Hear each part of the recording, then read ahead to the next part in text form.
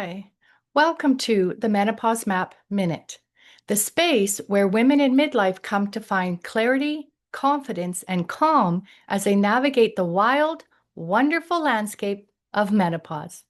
I'm Cynthia Penner, Menopause Health Coach and author of the Menopause Map book series. My mission is to help you understand what's happening in your body, mind, and emotions, so you can walk this path feeling empowered, not overwhelmed. Here, you'll find two types of episodes to support your journey.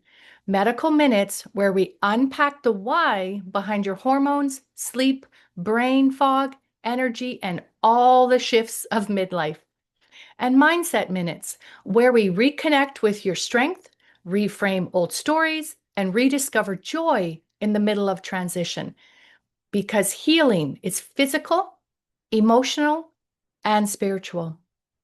Every episode is designed to give you one clear takeaway you can understand, apply, and feel right away.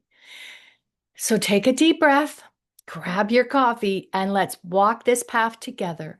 1 minute, one insight, and one breakthrough at a time. Today's episode is a Mindset Minute, which means we're shifting our focus inward. These are the moments where we slow down, reflect, and reconnect with the woman we're becoming. So settle in, take a deep breath, and let today's reflection meet you exactly where you are. Today's reflection comes from a line that is already etched onto my skin and into my story. Be the one.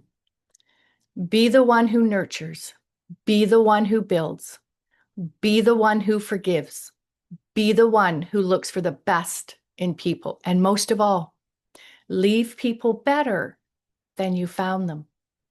It's tattooed on my arm, held in the beak of a sparrow, written in Spanish. A reminder I deliberately placed onto my body because being that woman matters to me. But like so many of us, I forget. I drift. I slip back into fear. I lead with protection instead of love.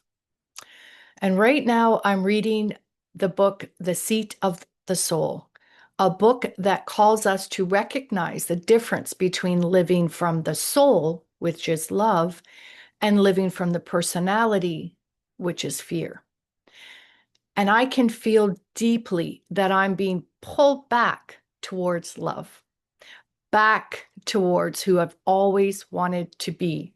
And today we're going to talk about what it means to be the one, especially in midlife, when fear likes to speak the loudest. Being the one who nurtures and builds.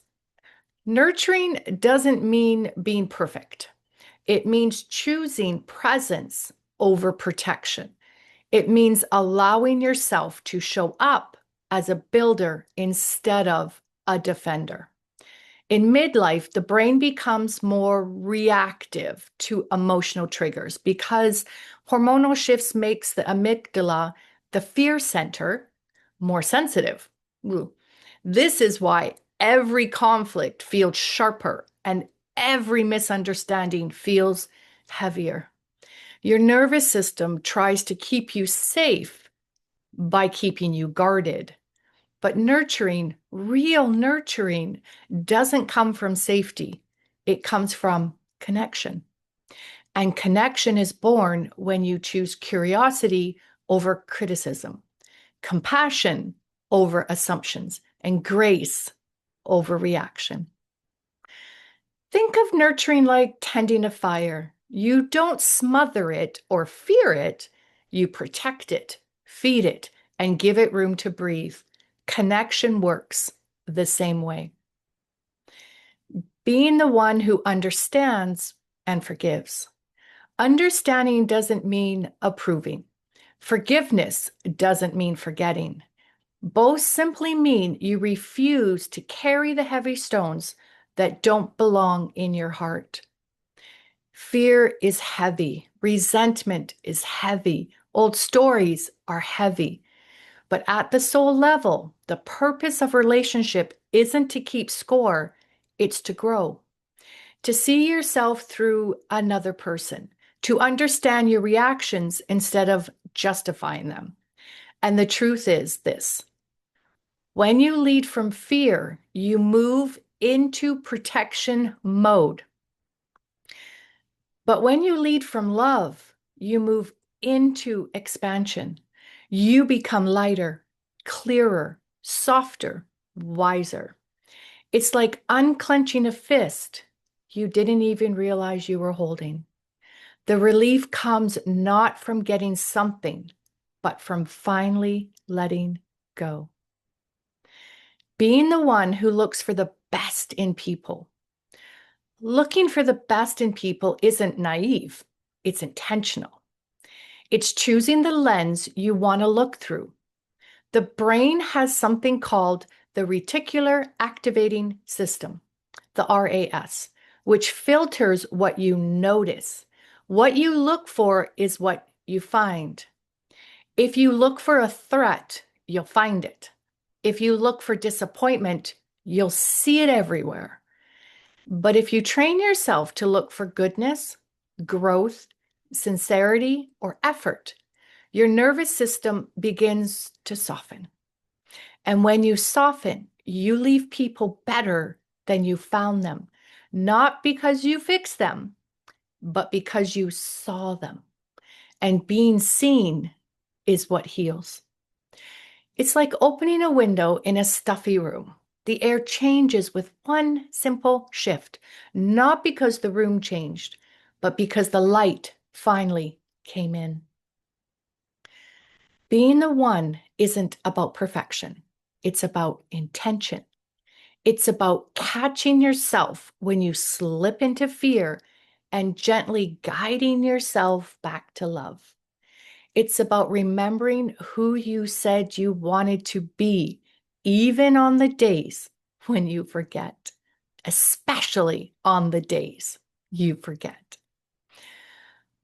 My tattoo is already telling the truth about who I am, who I want to be. Now it's time to live from that truth, not just carry it. Your next step on the map. Choose one way to be the one this week. Nurture instead of react. Forgive instead of hold. See the best instead of assume the worst. Or simply show up and leave someone better than you found them. One shift, one choice, one act of love. If this episode helped you feel seen and supported, don't forget to like, comment, subscribe so you never miss a new Menopause Map Minute.